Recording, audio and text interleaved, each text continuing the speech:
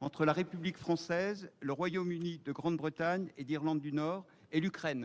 ফ্রান্সের রাজধানী প্যারিসে কোয়ালিশন অব দ্য উইলিং শীর্ষ সম্মেলনের ফাঁকে যুক্তরাষ্ট্রের শান্তি দূতদের সঙ্গে বৈঠক করেছেন ইউক্রেনের প্রেসিডেন্ট ভলোদিমির জেলেনস্কি।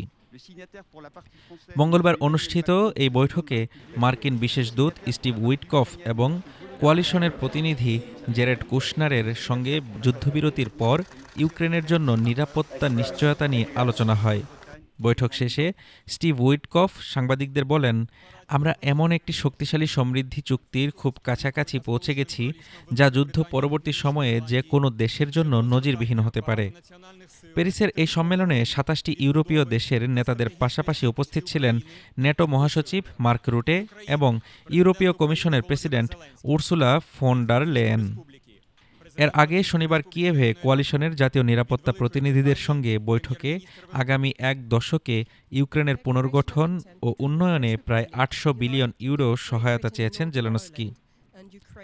সম্মেলনের ফাঁকে ইউক্রেন, ফ্রান্স ও যুক্তরাজ্যের মধ্যে প্রতিরক্ষা, পুনর্গঠন এবং কৌশলগত সক্ষমতা জোরদারে বহুজাতিক বাহিনী মোতায়েন সংক্রান্ত একটি অভিপ্রায় ঘোষণা স্বাক্ষরিত হয়।